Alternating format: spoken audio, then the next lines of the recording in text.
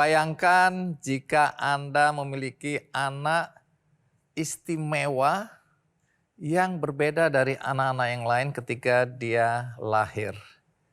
Bagi sebagian orang, kalau memiliki anak dengan Down syndrome misalnya, atau anak yang tidak bisa melihat sejak dia kecil, tentu reaksinya berbeda-beda. Ada yang bisa menerima, ada yang marah pada Tuhan. Saya tidak tahu cobaan apa yang ada dalam hidup Anda, tetapi ini adalah cerita bagaimana para orang tua yang memiliki anak istimewa seperti ini mampu bangkit dan kemudian bahkan mendorong anaknya untuk tumbuh dan berkembang sebagaimana layaknya anak-anak lainnya.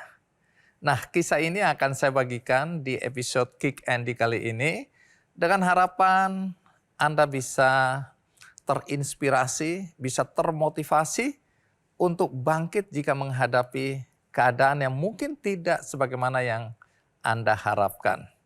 Siapa narasumber kita hari ini? Mari kita sambut Namira Siregar dan Nini Andrini.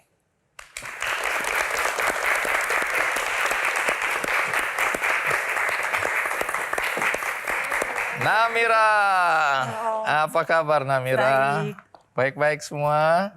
Bu Nini, terima kasih sudah hadir. Silakan duduk. Jadi Namira adalah anak istimewa yang lahir dengan Down syndrome. Down syndrome.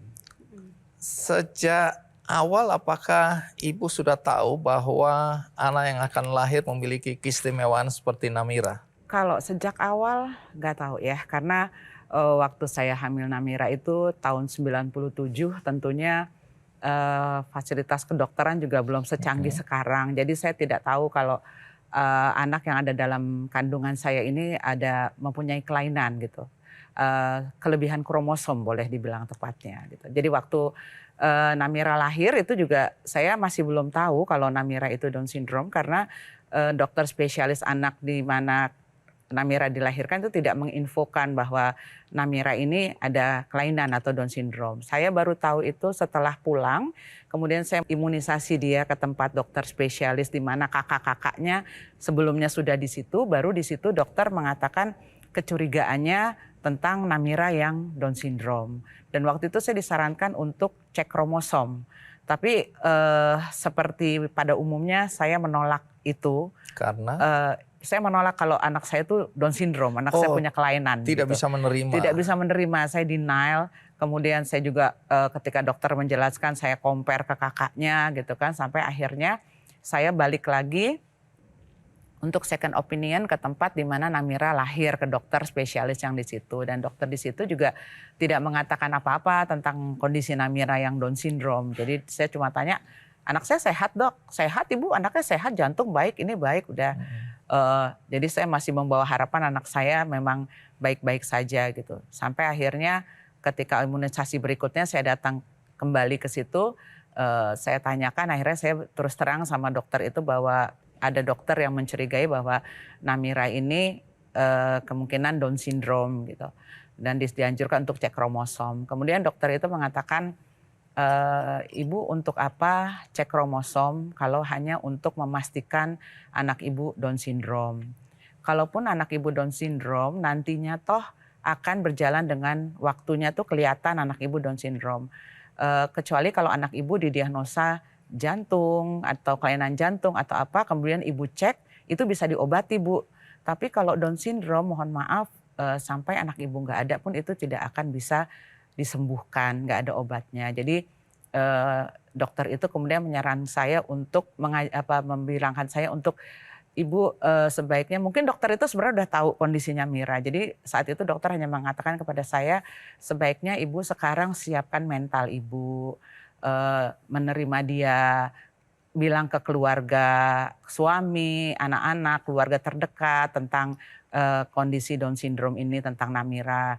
Dan kemudian kita sama-sama Bu meminimalkan kekurangannya, memaksimalkan kelebihannya. Saya kasih obat saya kasih vitamin-vitamin untuk pertumbuhan otaknya seperti itu. Jadi dia tidak menyarankan untuk cek kromosom pada saat itu karena memang pada saat itu tahun 97 masih termasuk jarang, masih baru itu dan masih lumayan mahal biayanya. Baik, jadi menurut dokter udah nggak perlu lagi Nggak karena perlu. toh kalau akhirnya ketahuan bahwa Down syndrome Mm-mm. nggak bisa bikin apa-apa. Nggak bisa. Ya, Jadi sementara uang mungkin sudah terlanjur keluar iya, banyak untuk itu ya. betul. Jadi dia lebih menyarankan saya untuk accepted gitu, Oke, menerima menerima. kondisi Namira bahwa ini adalah satu anugerah yang Tuhan titipkan kepada saya yang harus dijaga. Berapa lama Ibu masih denial atau masih menolak atau tidak bisa menerima bahwa Namira, anak yang dilahirkan ini Down syndrome? Sampai berapa lama itu? Ada sekitar 1 bulan gitu, saya Oh, nggak 1 bisa. bulan. Iya, saya rasanya menolak gitu kan. Apalagi kayaknya suami saya juga cenderung nggak apa-apa kok, anaknya nggak apa-apa kok gitu. Jadi belum ada tanda-tanda hari itu ya? Waktu itu belum, Selama tapi lama-lama ketika saya menyusui dia, ASI dia gitu kan, saya lihat dari samping gitu kan, memang ada ciri-cirinya kan kalau anak Down syndrome apa itu kan. ciri-ciri yang mungkin bisa dibagikan di sini? Matanya itu kayak mongoloid gitu kan, kayak naik ke atas, terus hidungnya itu apa ya, tulang ininya tuh nggak ada, terus kupingnya juga dia lebih kecil gitu. Ciri-ciri anak Down syndrome itu. Terus untuk apa, jari kaki itu makanya mereka dibilang foot sandal, antara jempol kaki sama telunjuk itu jaraknya agak jauh. Makanya mereka dibilang foot sandal. Oh, Gitu. oke. Jadi itu ciri-ciri yang saya Ada lihat. kerenggangan ya? Ada kerenggangan, itu ciri-ciri yang saya lihat sampai akhirnya saya cuma berkata sama diri saya, kalau saya mau terus terpuruk, anak saya besok mau jadi apa? Oke. Saya sudah waktunya saya harus menerima titipan ini dengan baik. Karena ini saya punya kewajiban untuk membesarkan dia. Dan saat itu saya mulai menerima keadaannya Namira, kondisinya Namira. Dan saya saat itu saya hanya bertekad akan menjadikan anak ini seorang anak yang mandiri dalam segala hal. Jadi Namira anak keberapa? Anak Ketiga. Jadi ada 2 kakak. Iya, Kakaknya laki perempuan? 1 laki, 1 perempuan. 1 laki, 1 perempuan. Namira sendiri tahu Namira Down syndrome? Tahu Om, Tahu sejak kapan? dari umur 15 tahun. 15 tahun udah menyadari bahwa Namira Down syndrome. Iya, Apakah ada perlakuan yang berbeda dari teman-teman ketika mereka melihat kondisi Namira seperti ini? beda. Pernah dibully gitu? Pernah dibully. Aku waktu di sekolah, di TK kan kayak ngomong kayak sendiri. Ih, mana? Kan aku dibojok tuh di sekolah, di TK gitu kan. Iya. Ada orang yang lihat saya mungkin kayak, oh you know ini crazy. Oke. Ini crazy. Wah, aku dianggap kayak gitu. Dibilang Sama orang gila itu. gitu Iya, ya. dianggap crazy. Karena apa? Karena Namira Suka hayalan sendiri Om. suka ngobrol sendiri Iya. gitu? Nggak bisa dikontrol. Oke. Terus teman-teman jadi bingung ya? Iya. Artinya mungkin teman-teman karena tidak tahu juga Iya, mereka masih iya, kecil pada ya. saat itu masih TK kan, karena kan memang kemampuan anak-anak ini kan untuk fokus itu tidak lebih mungkin dari 3,5 jam itu udah sangat bagus untuk seorang anak Down syndrome fokus. Karena waktu itu saya juga sesuai dengan saran dari psikolog, saya masukkan dia di sekolah umum saat itu. Oke. Nah kemudian dia kan habis itu main sendiri atau dia ngomong sendiri, entah apa yang ada di dalam otaknya, hayalannya sampai sekarang pun masih kadang gitu dia entah atau apa yang di dalam hayalannya tiba-tiba dia drama sendiri gitu kan. Kadang suka saya tanya, Kadang-kadang kalau "Dek misalnya- ngapain Dek?" Dia langsung diem. Iya. Gitu. Kayak Kadang-kadang kalau aku- bunda abang saya yang mancing. Udah cut. Aku diem. Gitu. Aku di kamar Heeh, mbak saya gitu kan. heeh. Temen saya lah. Aku lagi bersihin baju nih. Udah cut. Ambil sesuatu yang abang ambil. Aku Jadi diam dia aja. lagi ngomong sendiri, abangnya masuk terus bilang udah cut dia bilang Iya. gitu.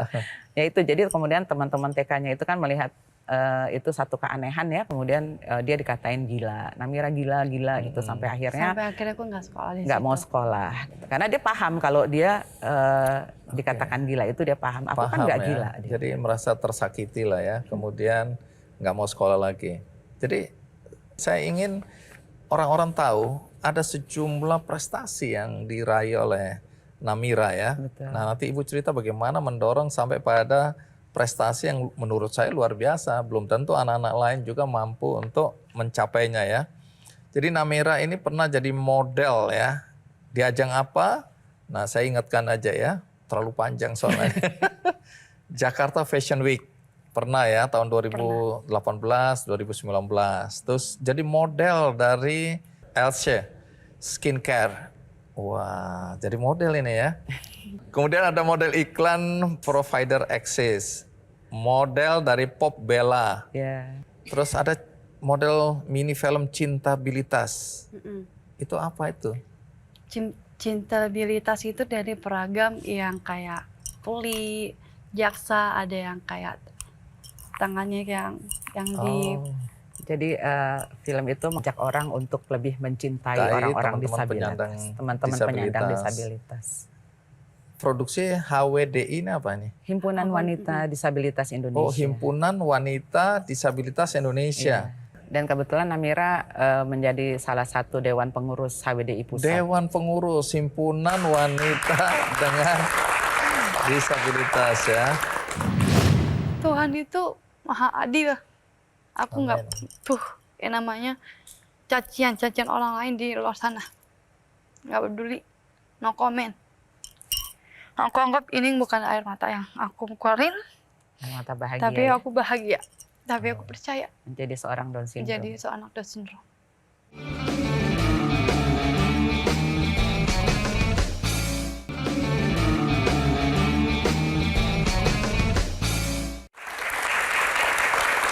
Luar biasa ya. Jadi kalau dilihat Namira ini aktif juga ya di organisasi, dalam kegiatan, model, dan dengar-dengar menari juga. Iya. betul. Menari apa ini? Ada yang kayak Kontemporer itu berarti ya? Iya, K-pop. K-pop juga. K-pop, oke. Nah, terus juga pernah tampil di beberapa events ini, ya di Singapura. Iya. Itu juga ya? Iya. Ngapain di Singapura? Mewakili kayak World Theaters Disabilities Asian Youth Theater Festival. Oke. Dia bersama jadi ada satu komunitas tari namanya G-Star. Itu terdiri dari anak-anak Down syndrome.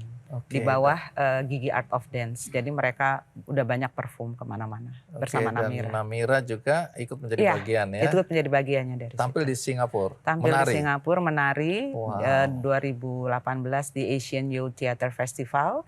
Terus tahun 2019 Unconditional saya lupa unconditional apa dan yang waktu itu 2019 itu dihadiri oleh Presiden Singapura.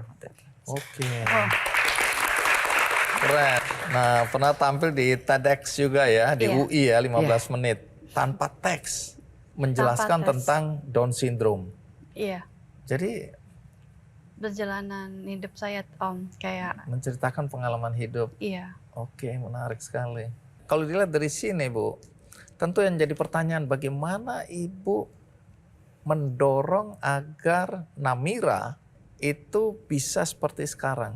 Supaya mungkin para orang tua yang selama ini kecil hati, bahkan merasa malu ya Bu ya, Iya, masih ada. Masih banyak. Ya masih banyak yang malu karena menganggap ini kutukan lah, Iya. menganggap dia nggak tahu lah. Aib keluarga. Ya aib keluarga lah, disembunyikan, disimpan, tidak didorong, tidak diajak Perkenalkan. untuk bersosialisasi ya. Itu banyak kejadian seperti itu ya, Namira ya. Dalam kehidupan teman-teman Namira yang seperti ini banyak. Ada, Oke. ada Om. Baik, tapi Namira berbeda. Mudah-mudahan yang lain juga. Tapi apa yang Ibu lakukan? Sebenarnya yang saya lakukan mungkin sama pada orang tua pada umumnya ya. Saya balik lagi saya tadi bilang saya tidak pernah memperlakukan dia berbeda. Oke. Saya anggap dia sama dengan kakak-kakaknya dan saya mendidik dia sama seperti saya mendidik kakak-kakaknya gitu. Namun saya juga menyadari keterbatasan dia sebagai seorang disabilitas intelektual yang memang di sini adalah kekurangannya di IQ-nya gitu. Jadi saya di sini tidak memaksakan dia untuk dari sisi akademis, tetapi saya tetap sekolahkan dia untuk dia bisa membaca, menulis seperti itu dan untuk pergaulannya juga.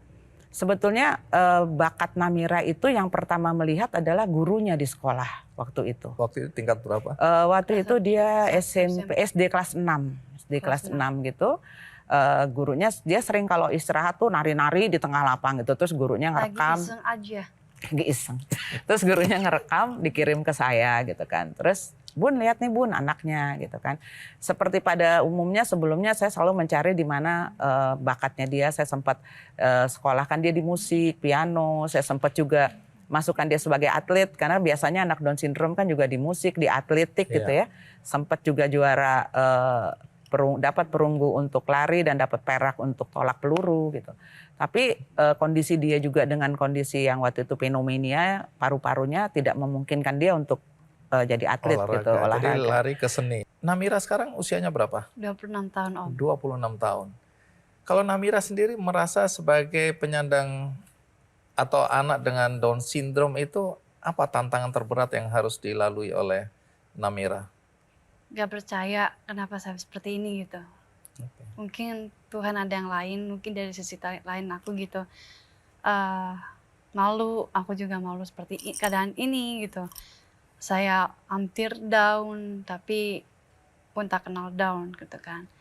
Kayak aku merasa kayak takut, kenapa aku kayak gini gitu. Iya. Lalu aku bertanya, aku nanya ke orang tua saya, pun kok aku kayak gini. Kenapa aku kayak gini? I know, Prof, you Prof. Tuhan yang memberikan segala yang aku punya. Tapi aku syukuri. Syukuri ya. Aku syukuri dengan apa adanya diriku. Tapi banyak orang yang sama seperti saya. Mereka jadi panutan saya.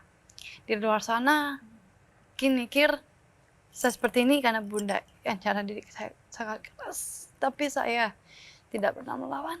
Tapi saya hanya menjadi diriku sendiri yang menerima diriku yang apa adanya. Aku nggak seperfect apapun. Tapi Tuhan memberikan aku seperti ini. Gitu. Tuhan itu maha adil. Aku nggak butuh yang namanya cacian orang lain di luar sana.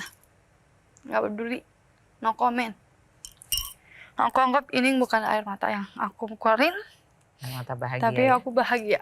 Tapi aku percaya. Menjadi seorang Down syndrome. Jadi seorang Down syndrome. Jadi Namira sekarang sudah ikhlas. Sudah menerima dan ingin menjadi seseorang yang menginspirasi orang lain ya. Iya Om, benar.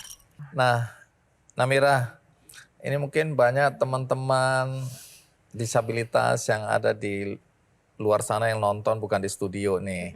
Terus ada teman-teman yang Down syndrome juga. Nah, mungkin Namira bisa kasih sesuatu ya untuk memberikan semangat bagi teman-teman. Terima kasih buat adik-adik yang di luar sana udah diinspirasi kakak. Kakak nggak akan mudah menyerah apapun usaha kalian. Tapi lihatlah suatu saat nanti ketika kalian dewasa seperti kakak yakin kalian bisa. Dan patahkan stigma yang ada. Jangan pernah malu, tapi usahakan kita banyakkan dikenal dan dikenal masyarakat. Nah, tentu Ibu sekarang, Ibu, karena banyak orang tua yang tidak siap tadi ya, yang sampai hari ini mungkin masih merasa malu, merasa dikutuk, macam-macam lah perasaan negatif.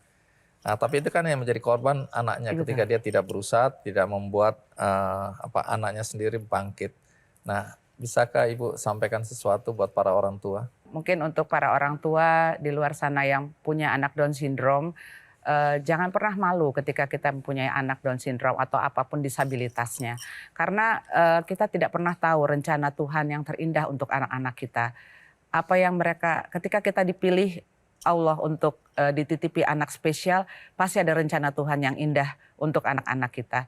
Jadi teruslah semangat membersamai mereka, jangan malu, antarkan mereka setinggi-tingginya mereka menggapai mimpi, patahkan stigma yang ada, terus semangat maju untuk anak-anak disabilitas. Baik, terima kasih Namira, terima kasih Bu Nini ya sudah memberikan inspirasi bagi siapapun yang menonton acara ini. Saya juga merasa terinspirasi ya. Baik, habis ini kita akan menyaksikan performance dari Namira dengan dance-nya tadi ya.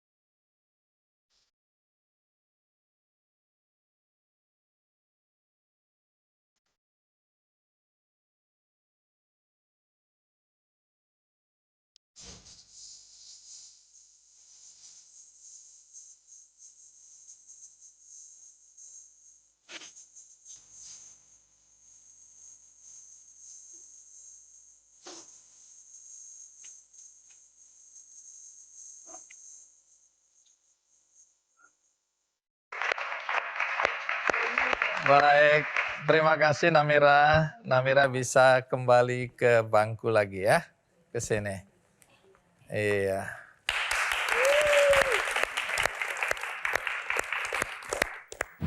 Ada beberapa yang tanya ke saya, kamu mau bisa lihat nggak? Terus kalau mau nanti saya mau menjadi pendonor kornea untuk kamu gitu.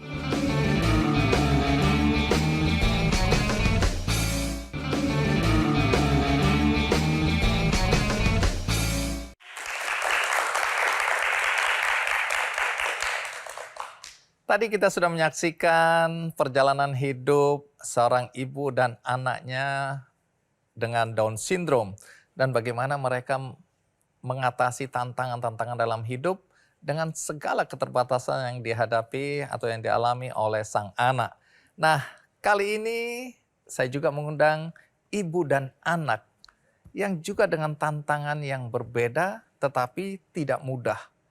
Nah, kisah ini sekali lagi semoga memberikan inspirasi bagi kita, memberikan semangat bagi kita bahwa apapun tantangan dalam hidup kita, kita akan mampu melalui ketika kita menyadari dan kita mengikhlaskan apa yang terjadi dalam hidup kita. Dan itulah yang dialami oleh ibu dan anak yang akan segera menjadi tamu kita kali ini, yaitu Rachel Siloam dan Ibu Sri Mukti Handayani.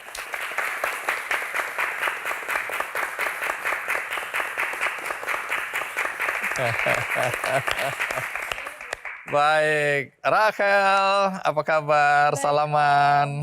Oh ya, tongkatnya diberesin dulu ya. Oke, Ibu, terima kasih. Sama-sama sini. Ibu Sri ya. Mari silakan duduk.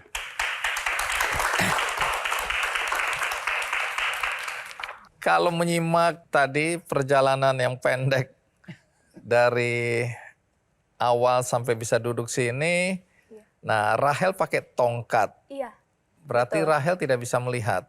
Betul sekali Om Andi. Oke, apa yang terjadi dengan mata Rachel ini? Saya terlahir prematur di usia kandungan ibu saya hampir menginjak 7 bulan. 7 Jadi bulan. dengan berat badan waktu itu 9 ons. Dan itulah yang terjadi pada saat ini. Kalau boleh tahu ceritanya sedikit Bu Sri ya. Waktu lahir apakah Ibu sudah tahu bahwa Rachel tidak bisa melihat? Belum, karena waktu lahir kita sebelum pulang ke rumah kan dicek semua ya. Iya.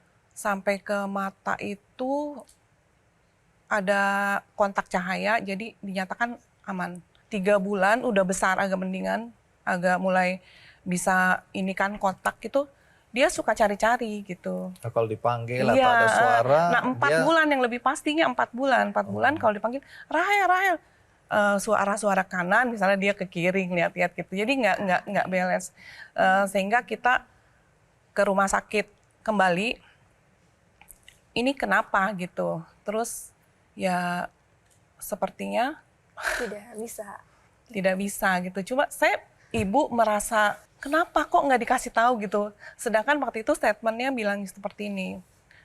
Kenapa ibu ini udah telat? Itu yang bikin. Kenapa kan saya nggak tahu gitu kan. Ya. Harusnya dari pihak rumah sakit, misalnya dari dokternya itu beritahu gitu. Ini standarnya untuk pemeriksaan ini seperti apa gitu. Jadi sekarang Rachel tidak bisa melihat sama sekali. Iya total. Iya, Cahaya hanya sedikit pun cahaya, tidak. tapi berupa sinar terang gelap saja.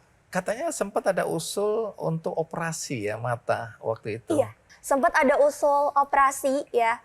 Bahkan ada beberapa yang tanya ke saya, kamu mau bisa lihat nggak? Terus kalau mau nanti saya mau menjadi pendonor kornea untuk kamu gitu. Dan tapi saya pikir adalah karena ini permasalahannya ada di retina, sehingga bukan seperti case-case yang pada umumnya dengan cangkok kornea langsung bisa, karena ini adalah kasusnya adalah di retina mata. Dan kalaupun operasi waktu itu dokter belum menjamin bahwa kesembuhannya akan ada gitu. Jadi ya kita tidak ambil resiko untuk operasi. Iya. Nah, kalau ibu ya, ini setelah tahu bahwa anaknya tidak bisa melihat, berapa lama ibu baru ikhlas ini menerima kenyataan anakku ya tidak bisa melihat dan aku harus menerimanya? Itu berapa lama? Di usia 6 bulan ke dokter yang terakhir menyatakan bahwa dia memang betul-betul buta total. Di situ saya pulang dari rumah sakit nangis jadi-jadinya, nangis lah pokoknya. Terus saya berdoa. Terus saya langsung, ini harus diterima. Dari situ saya langsung bangkit. Oke, jadi Ibu dari situ Iya. Ibu bilang aku harus bangkit, aku harus berbuat sesuatu untuk Rahel ya. Iya, berusaha untuk langsung di planning nih untuk ke depan ini harus seperti apa. Nah, harus apa yang Ibu diambil langkah. lakukan untuk mempersiapkan Rahel supaya bisa seperti yang sekarang kita lihat Oke. ini? Oke. Kebetulan saya tuh orang di sekolah, zaman sekolah dulu saya pemalu. Pemalunya luar biasa. Jarang bicara sama orang, nggak bisa beginilah ya pokoknya. Tapi saya nggak mau anak saya seperti ini gitu kan. Gimana caranya? Saya menunggu dulu sampai dia mulai umurnya bisa diajak kerjasama lah, istilahnya komunikasi. Ternyata pas di usia dia balita, itu komunikasi nggak bisa dua arah. Ternyata mungkin dia ada sedikit autis mungkin. Tapi saya nggak ngerti kalau ini anak autis. Cuma kalau ditanya A gitu jawabnya B gitu. Kadang-kadang nyambung, kadang-kadang nggak nyambung gitu. Nah terus saat itu saya merasa ini anak harus terapi atau seperti apa. Cuma saya nggak tahu. Saya tidak tahu terapi itu harus seperti apa, nggak tahu. Cuma kalau saya tanya kenapa berbeda jawabnya. Nah saya mulai tuh mengajarkan dia untuk misalnya ini loh nak, mama mau cerita taman bunga ya. Ini taman bunga warna ini gitu. Ada bunga warna merah. Terus dikasih tahu, iya taman bunga seperti apa suasananya. Kemudian ayo ceritakan lagi, mama tadi kesini loh, tadi mama cerita apa. Itu jawabannya nggak sama. Misalnya kita cerita taman bunga, dia ceritanya pasar gitu. Nah nggak nyambung kan, tapi saya ulang lagi, ini loh bukan, tadi mama ngomong ini. Ada bunga warnanya merah, bagus loh, nah ini seperti ini bunga, dia pegang. Oh ini ada taman bunga. Seperti halnya kalau kita pergi ke taman nih, dikasih tahu, ini loh, ini ada bunga, ada daun, ada ini, dikasih tahu. Kemudian lambat laun pelan-pelan bisa dia. Bisa cerita lagi walaupun ada sedikit-sedikit berbeda gitu. Cuma saya pikir gini, ini harus diarahkan untuk menulis gitu. Tapi kan belum bisa menulis. Nah, jadi pada saat dia sudah bisa menulis, baru saya ajarkan untuk menulis. Menulisnya gimana? Menulis cerita. Misalnya saya cerita begini-gini, terus Rahel tulis apa loh? Tadi mama ngomong apa? Nah, udah nulis dia. Masih salah, diulang lagi. Itu pakai braille kan ribet kan, kalau misalnya salah gitu nggak bisa dihapus kayak kita. Jadi gini caranya. Terus itu sampai umur berapa? Itu umur 6 tahun dia udah bisa nulis. Komunikasi udah. Nah, Rahel ini sekolahnya sekolah umum atau sekolah luar biasa? Lagi SD bisa baca tulis itu di SLB, jauh dari rumah saya. Kemudian pindah ke SD, tidak ada yang menerima. SD umum ini? Iya, tidak ada karena mungkin karena tidak ada guru yang khusus, mereka nggak bisa nangani ya. Benar. Akhirnya saya bawa pulang lah, pokoknya saya ngajarin di rumah. Oh, kalau sekarang homeschooling gitu ya? Iya. Pada saat usia SD, usianya sudah mencapai harus lulus SD, itu saya ikutin kejar paket. Ikut kejar paket, dapat ijazah, kemudian saya taruh di asrama. Asrama tunanetra di PSBN Cahaya Batin. Itu saya taruh di situ untuk dia bisa belajar. Dia bingung, mah kenapa kok aku ditaruh di sini? Iya nak, biar Rahel belajar, biar pintar. Lebih berdikari. Iya, gitu. Lebih mandiri, berdikari ya. Betul. Baik, jadi sekolahnya secara formal tadi, Mulai dari SMP. SMP. Di SMP umum. Umum. SMA? SMA umum juga Om. Sekarang kuliah? Sekarang kuliah. Kuliah di mana? Saya kuliah di Universitas Islam Asy-Syafi'iyah di Jatiwaringin. Sudah semester berapa? Sudah semester 6. Ambil jurusan apa? Ambil jurusan bimbingan dan konseling Om. Bimbingan dan konseling. Pendidikan, ya. Baik. Itu pilihan sendiri atau? Sangat pilihan sendiri Om. Kenapa memilih jurusan itu? Karena saya dari kecil, ini Om, ini menarik ya. Karena dulu saya punya hambatan komunikasi ya, karena bukan cuma komunikasi aja, punya perilaku berulang gitu kan, yang ada keanehan gitu kan. Nah, akhirnya awalnya dari mama suka mengikuti support parenting gitu Om, jadi kelas-kelas parenting. Nah, cuman karena aduh anak ini harus belajar caranya ngomong tuh gimana, berkomunikasi. Akhirnya saya berawal mulai dari saya sering diajak-ajak waktu kecil. Jadi awalnya dulu ini saya sering diajak-ajak, diikutin, bahkan ditaruh di depan Om. Jadi usia saya masih 6 tahun pada saat itu saya ditaruh di depan, di mana barisan semua itu orang tua semua. Ya, jadi berawal dari situ, kemudian seiring bertambahnya usia saya kok mulai tertarik ya. Nah, akhirnya saya mulai mendalami. Di asrama kita punya perpustakaan Om, di mana buku-bukunya braille semua. Nah, saya mulai mencari buku-buku psikologi. Saya baca semua literaturnya, hampir entah berapa buku ya. Nah, setelah itu barulah saya mulai menekuni. Awalnya pengen jadi psikolog Om, tapi memang Tuhan belum berkehendak. Ya. Tapi Tuhan mungkin punya rencana lain dalam hidup Rahel ya, karena sekarang dengar-dengar udah jadi pembicara, ya udah jadi konselor. Ya, semua dengan izin Tuhan, semua dengan izinnya Allah. Amin. Seharusnya orang tua ajak anaknya ke playground, taman bermain atau ke tempat les ya, tapi diajak ke seminar-seminar seperti itu.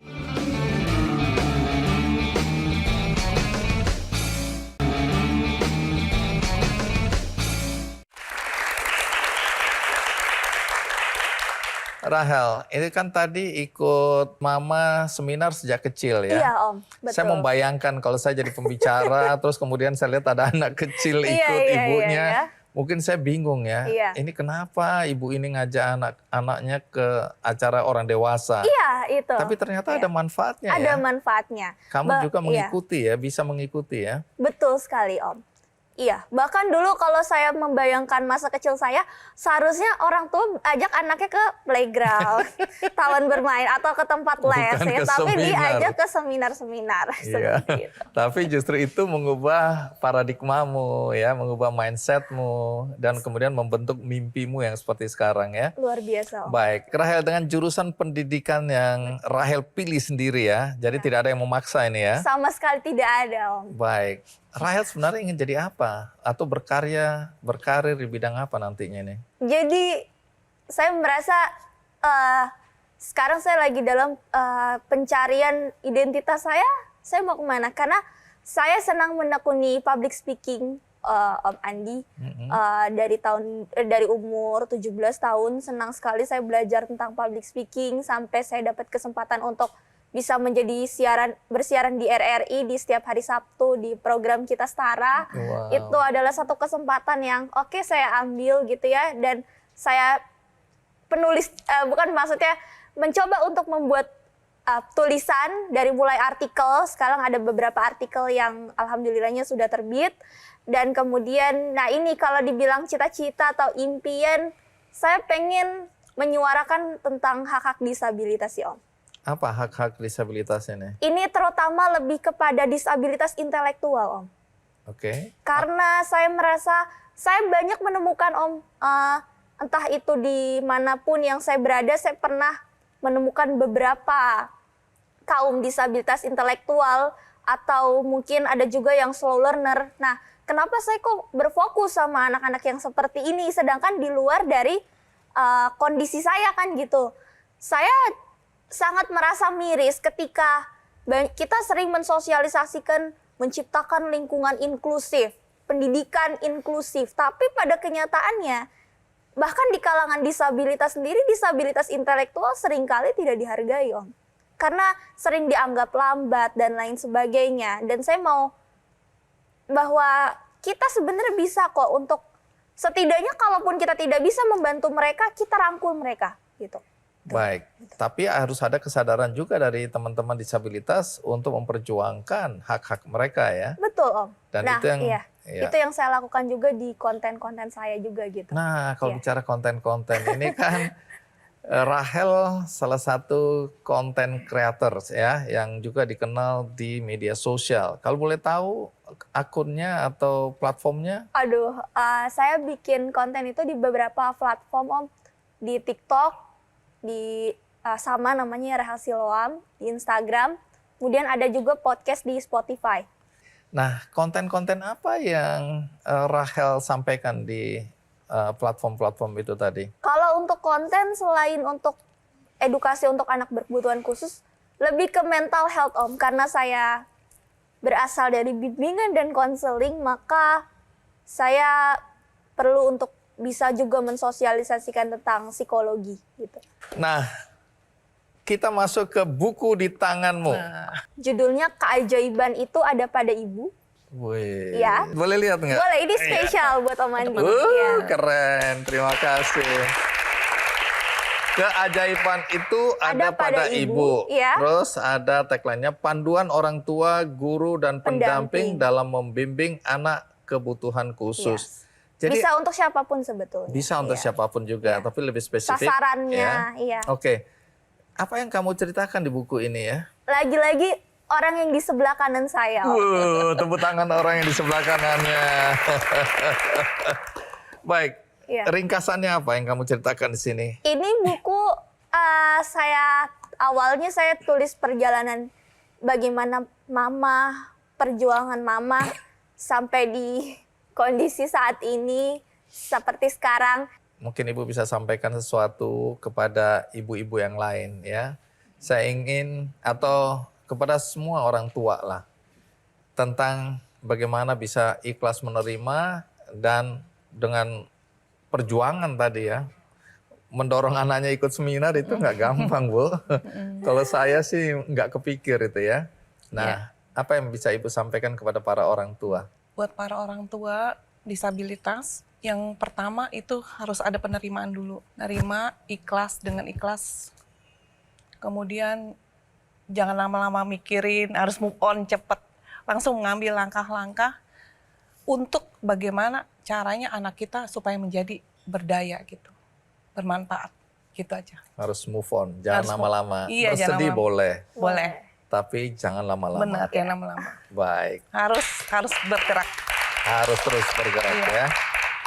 Nah, kalau Rahel sampaikan apakah itu kepada orang tua, Iya. masyarakat, kepada teman-teman sesama disabilitas, terserah Rahel mau sampaikan apa untuk memberikan semangat bagi mereka semua. Mungkin saya pertama menyampaikan dulu kepada teman-teman kita yang disabilitas bahwa cari keunikan kamu apa, kelebihan kamu apa. Mungkin kalau misalnya tadi, iya saya harus mandiri itu benar sekali. Tapi yang namanya hidup kadang-kadang kita juga makhluk sosial ya. Kita harus juga menghargai bahwa akan banyak juga orang-orang yang mau berbuat baik. Atau mungkin ada beberapa orang yang punya banyak sekali keterbatasan sehingga mungkin sulit untuk bisa berdikari 100%. Tapi yang penting adalah oke, sekarang apa yang kamu bisa. Jadi jangan fokus ke, ya aku masih belum bisa ini, ya masih ketinggalan gitu. Jangan fokus ke itunya, tapi fokus ke, oke saya nggak apa-apa, ini kekurangan saya, ini keterbatasan saya, tapi kelebihan saya apa, itu. Dan buat orang tua, penerimaan itu penting, tapi jangan pasrah, Om. Oke, Iya. penerimaan penting, Tapi tapi jangan jangan pasrah. pasrah. Iya. Artinya? Penerimaan itu, oke, menerima kekurangan kelebihan anak, ini anakku, dan tapi what next? Untuk anak ini apa? Kalau pasrah kan ya udah nggak apa-apa lah, udah nggak apa-apa gitu ya. Tidak berbuat apa-apa. Beda Om, iya. Oke, terus bagi masyarakat? Ya bagi masyarakat tadi ya, lingkungan inklusif bukan hanya perkataan Om, tapi harus juga dibuktikan realisasinya seperti apa untuk kita. Baik. Iya. Terima kasih Rahel, terima kasih Bu Sri Muti ya. Dan ini ujung dari perbincangan kita. Saya harapkan akan memberikan banyak inspirasi buat siapapun yang menonton acara ini. Dan bagi Anda tadi yang tidak menonton dari awal, Anda bisa menonton tayangan ulangnya di metrotvnews.com. Ada juga cuplikannya di channel YouTube Kick Andy Show. Dan bagi Anda yang ingin berbuat baik, ada kesempatan untuk berbuat baik melalui benihbaik.com.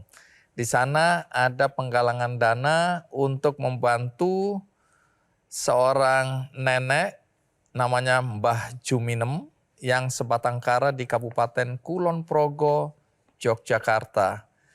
Jadi nenek ini juga penyandang disabilitas, lengannya hanya sebatas siku. Sehari-harinya dia mencari nafkah dengan menjual sapu buatannya sendiri, berkeliling desa, tetapi karena usianya dan belakangan ada penyakit jantung, dia tidak bisa lagi mencari daun-daun kelapa yang jatuh dan tidak bisa membuat sapu dengan baik dan berkeliling desa, maka dia mengimpikan punya satu kios kecil untuk bisa berdagang, dan untuk itu dibutuhkan dukungan dari kita semua. Kalau Anda tergerak hatinya, Anda bisa klik benihbaik.com, Anda cari penggalangan dana dengan judul Lansia Difabel, Hidup Sebatang Kara, Jualan Sapu Lidi. Nah, Anda bisa beramai-ramai membantu agar Mbah Juminem bisa memiliki kios dan tidak harus berjalan keliling untuk menjual sapu lidi yang satu ikatnya Rp5.000. Akhirnya semoga episode kali ini menginspirasi kita semua. Sampai jumpa.